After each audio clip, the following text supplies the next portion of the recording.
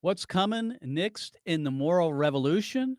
What is the greatest threat in the Equality Act? I'm Mark Harrington, and you've tuned in to Activist Radio on The Mark Harrington Show.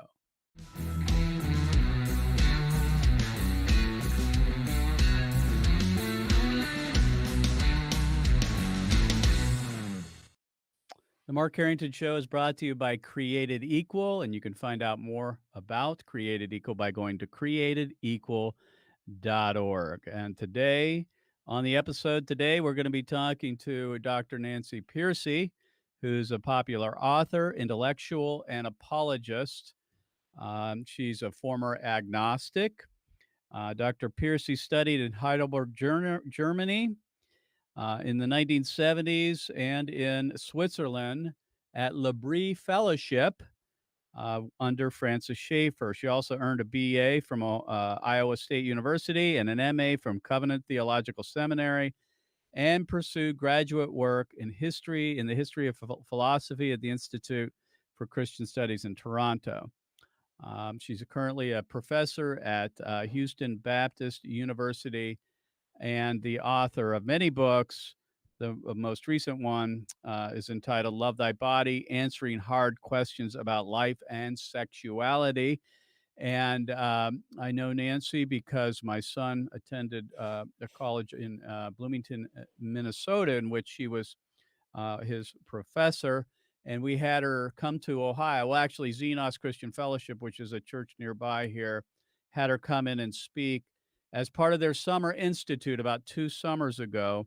And we had the privilege of having Nancy address our summer intern. So Nancy, thanks for being on the program today.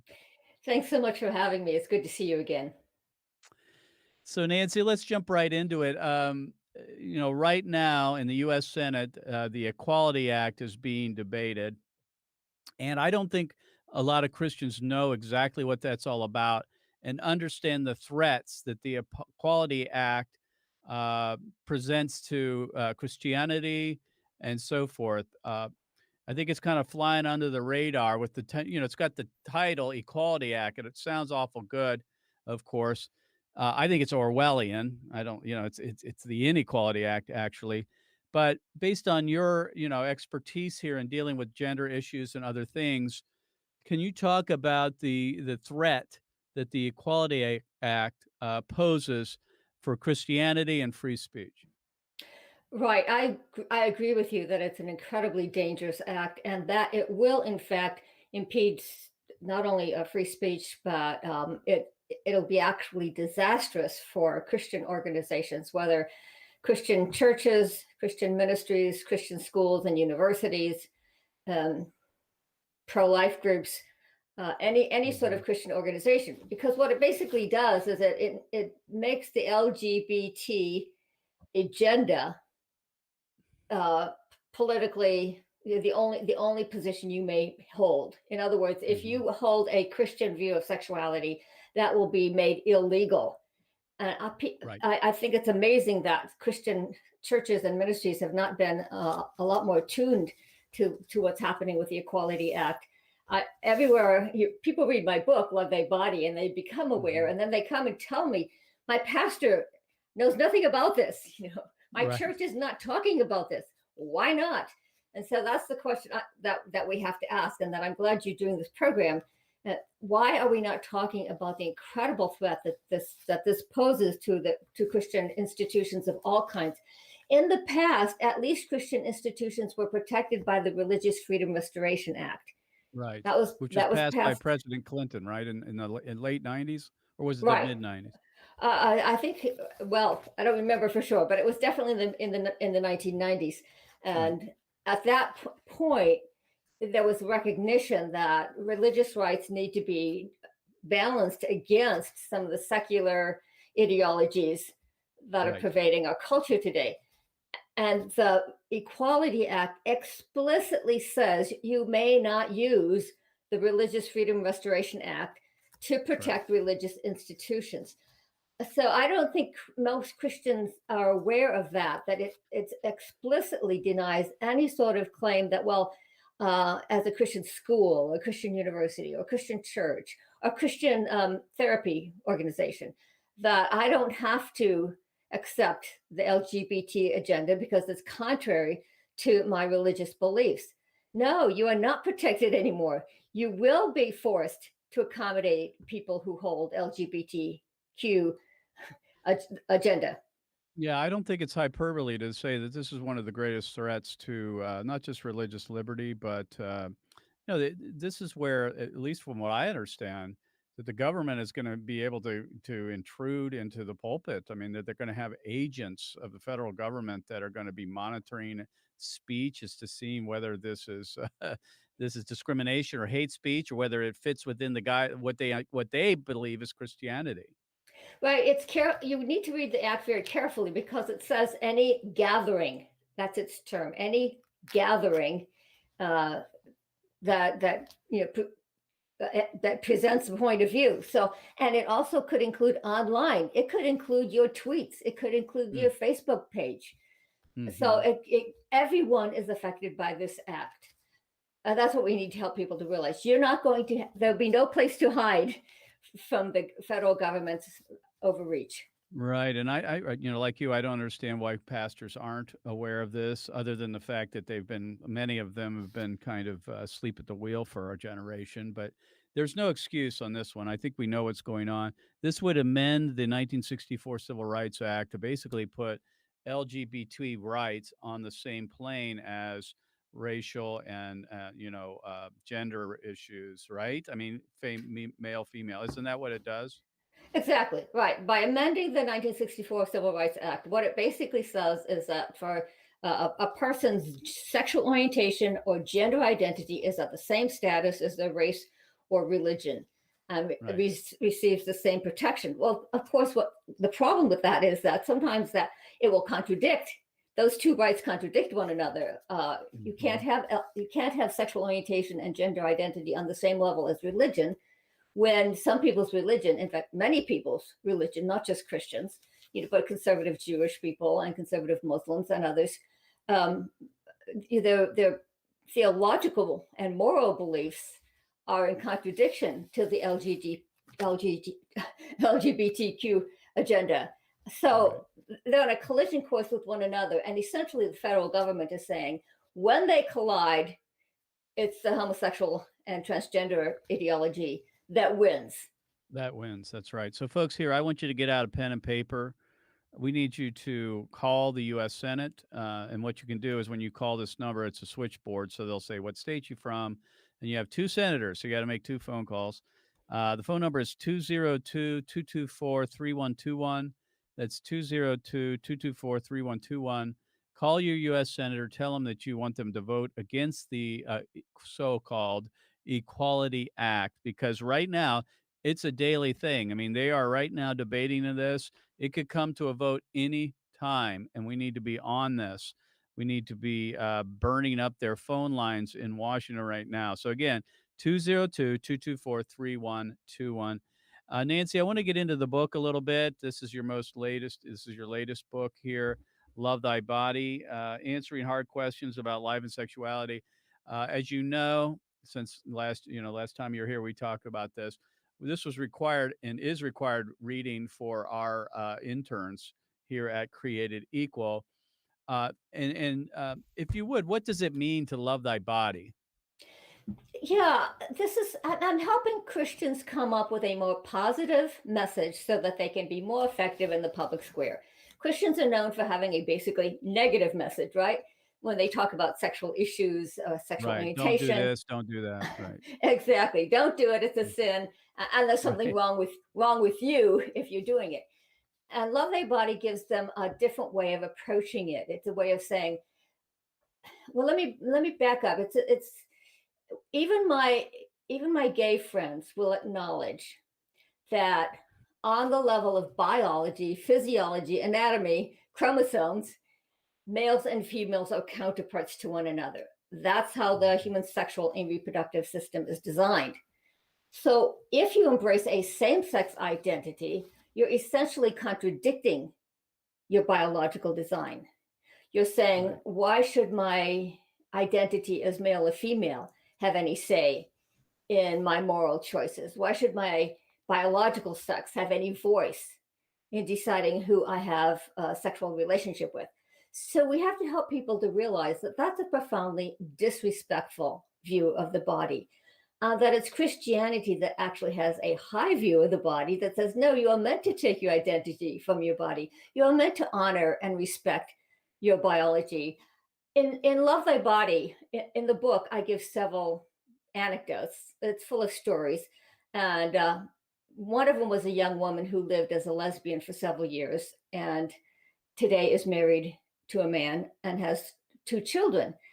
And she said that the turning point came when I realized, she said, I decided to trust that God had made me female for a reason. And I wanted to honor my body by living in accord with the Creator's design. So that's the language I'm trying to help Christians adopt, is honor my body, live in accord with the Creator's design, live in harmony with my biological sex. It's this internal coherence and unity as opposed to internal conflict. And I have found that even secular people will resonate with that sort of a positive message. Again, my guest today is Dr. Nancy Pearcey. And folks, if you want to get a hold of this book, there's 2 ways to do it. If you want to donate to our organization, Created Equal, you can go to createdequal.org and give $50. With that, we will send you this book as part of that gift. You can also go to nancypearcey.com. The book is available there if you want to get it directly. And of course, you can go to Amazon as well. I exhort you, if you're a Christian and you want to know what's going on in this whole all this confusion regarding gender and gender identity and the LGBTQ revolution that's taking place in America, you've got to read this book, Love Thy Body, Answering Hard Questions About Life and Sexuality. Nancy, in the book, you talk about personhood theory, and that the law no longer recognizes biology, male, female, and so forth. If you would talk about that, I don't think a lot of people understand what personhood theory is. Yeah, it's most obvious in the issue that you're very concerned about, which is abortion. Abortion, right. Many people don't realize how secular bioethicists argue for abortion.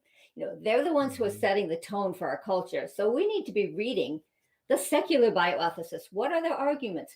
Well, secular bioethicists pretty much all acknowledge that life begins at conception. That's not an issue anymore.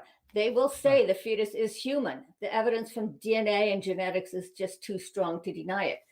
So how do they defend abortion then? Well, they say at a certain point, the fetus is merely human, genetically human, biologically. Yeah, merely is the key word, right? Right, exactly. But it's genetically human. It's biologically human. It's, what we can know scientifically. And then at some later point, it becomes a person, usually defined in terms of some kind of cognitive functioning, mental abilities. Excuse me? Sentience or sentience, right.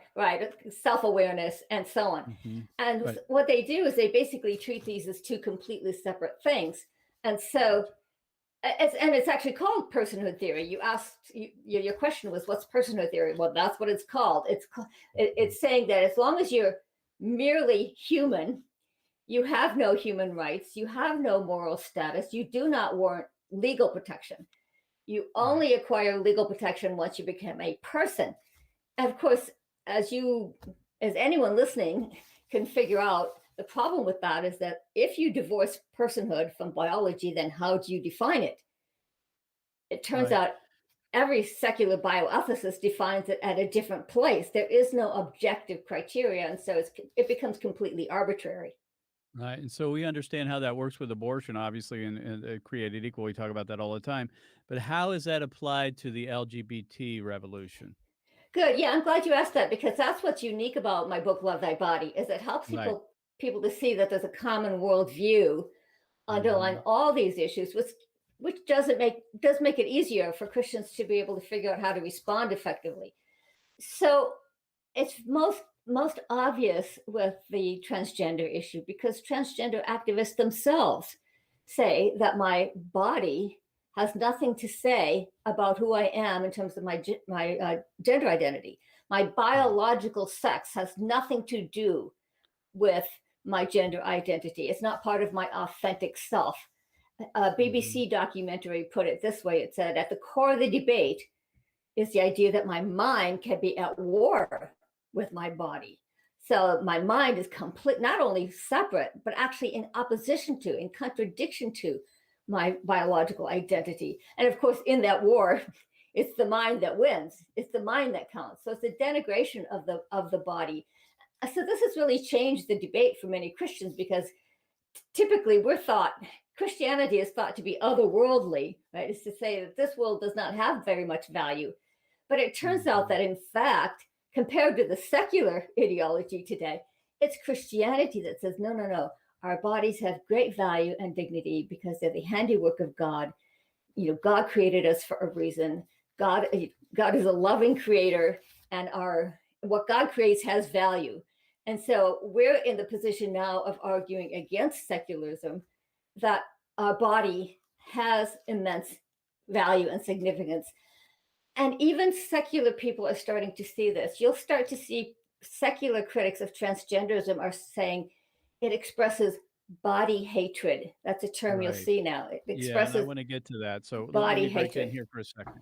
Folks, I want you to take action. There's two things you can do. The first is you need to voice your concern, your opposition to the Equality Act, which is Inequality Act, I call it actually, but it's in the U.S. Senate right now, and you can call them, the switchboard that is, at 202-224-3121, and they'll route you to whatever senator in your state, and there are two of them, so you want to make two phone calls, because this vote could come any day, and it certainly is going to be one of the most destructive things that has ever come down the pipe, at least in my day, in my lifetime, and we've got to be very, very concerned about it. So again, 202-224-3121, and also if you want to pick up the book live, Love Thy Body, you can do that by going to createdequal.org. The store is there for $50. We'll send you the book, or you can go to if you just want to buy the book directly, go to nancypearcey.com. Nancy, we're talking about secularism here. I want to move to that because, as you say, critics would say that Christianity has a low view of the body, but it's actually not true. That it's really Western culture that has developed this negative view of the body. Secularism has done it more than Christianity. What is your response to that? Because, as you say, they're on a collision course here with nature, aren't they? Yes, I'll tell you an interview that I read with a 14-year-old girl who had lived as a trans boy for 3 years. She become a trans boy at age 11, and then at age 14 reclaimed her identity as a girl. And she said, and this is a direct quote, she said, "The turning point came when I realized it's not conversion therapy to learn to love your body." And the interview came out after my book was already published, but it would have been a great quote for a book titled Love Thy Body. And so then you ask yourself, why does secularism have such a low view of the body? Because I still meet Christians. There was a Christian philosopher who reviewed my book, Love Thy Body, and he said, oh, no, materialists, secularists have a very high view of the body because they think that's all there is the material world. Just because you think that's all there is doesn't mean you think it has high value or that it has great meaning.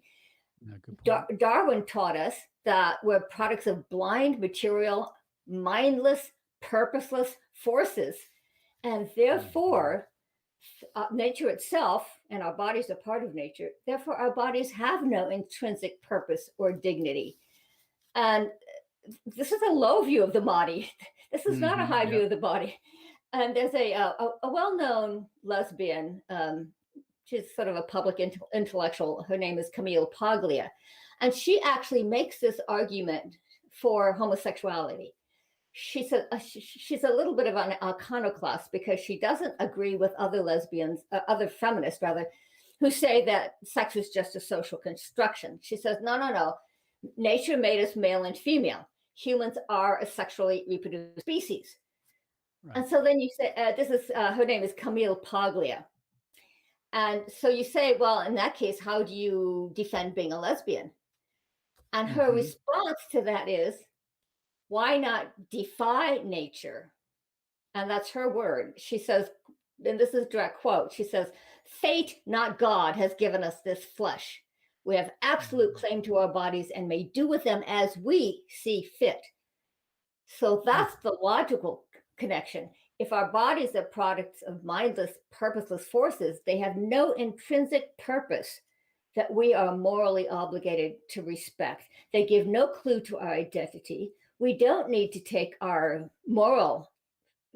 any moral message from our bodies. We may do with them as we see fit. So that's what the message I'm trying to help people to see, is that the secular world actually denigrates the body, has a low view of the body. And it is Christianity that teaches that the body has high value and dignity because it was made by a loving creator who has a purpose for us. And science itself shows that living things have a purpose. Eyes are made for seeing, ears are made for hearing, wings are made for flying, fins are made for swimming, and the entire development of the organism is directed by an inbuilt plan or blueprint. So what Christians are saying is that when we live in accord with that plan, that order, that design, then we will be happier and healthier. So what we have is a very positive message. Again, Nancy Pearcey, my guest today. Go to nancypearcey.com. Nancy, we had about 2 minutes left, and I'll try to get in 2 questions, but we'll at least get with one of these. It's been, what, a year or so? I don't remember how long you wrote the book and been talking about these things. But where do you see this heading? I mean, we are like on a light speed. The moral evolution is just blowing up in front of our faces. We have the Equality Act. Where is this going? Well, let me say that one of the most important things for Christians to do is get allies. There are a lot of secular people who are becoming concerned about the transgender movement. I would say there are 2 main reasons. They're very concerned about children being put on puberty blockers, cross-sex hormones, having healthy body parts removed, like mastectomies and so on. By the way, I'm sure you saw Rand Paul talking to the woman, she's a trans woman, right? Trans man, sorry, running for or trying to get approved to the health department of the U.S. federal government or something. Did you see that? Right. I did. Trans woman. That is a biological male. I know I think the language is intentionally confusing, but anyway, a trans woman is a biological male. Yes, right. I did. So there's 2 things that are winning out in terms of rational secular people. Reasonable people who are not Christians are very concerned about children, and they're very concerned about women's sports. Right. So those are 2 of the issues on which we should be making allies. And I happen to be in a group called Hands Across the Aisle, which consists of conservative Christian women and radical leftist, lesbian, socialist women. And we have come together over the trans issue, and we are working together. And it's great Strange fun. bedfellows, as they say, right? But we're writing op-ed pieces and testifying before Congress and things like that. We're working together. So I would say that one of the most important strategies for Christians today is to find allies among reasonable non-Christians, because the LGBT, the transgender part of that is a bridge too far, even for a lot of secular people. Again, my guest today has been Dr. Nancy Pearcey, and you can pick up her book by going to nancypearcey.com.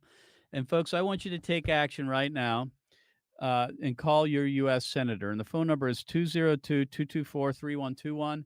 And you want to voice your opposition to the Equality Act, which is now being debated in the U.S. Senate. It's already passed the House. In fact, it passed the House twice in the last Congress, but it was shut down in the Senate. Now we don't have the votes. I mean, unless, we have some crossover votes from Democrats to stop this thing. So 202-224-3121. the Republicans need all called too, but you need to call if you have a Democrat in your state that's a U.S. Senator. He needs to know too that you oppose this. 202-224-3121. And if you want to get this book, Love Thy Body by Nancy Pearcey, answering hard questions about life and sexuality, you can go to nancypearcey.com, or you can give a donation to Created Equal, the organization I head up, by going to our store at createdequal.org. We'll see you next time. God bless you. God bless America. And remember, America, to bless God.